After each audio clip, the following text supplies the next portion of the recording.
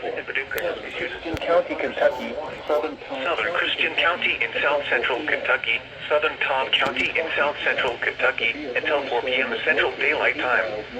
At 3:20 p.m. miles west of Fort Campbell, moving northeast at 20 miles per hour. Expected hazards include 60 miles per hour wind gusts and quarter-size hail. This is a radar-indicated threat. The following impacts are expected. Hail damage to vehicles is expected. The following impacts are expected. Hail damage to vehicles is expected. Locations impacted include Oak Grove, Elkton, Fort Campbell, Clarksville, Guthrie, Pembroke, Trenton, Lafayette, and Herndon. This includes the following highways: Interstate 24 in Kentucky. Following highways: Interstate 24 in Kentucky between mile markers 80 and 92. Penny Route Parkway between mile markers. Repeating, a severe thunderstorm warning has been issued until 4 p.m. for the following counties in Kentucky: Christian and Todd.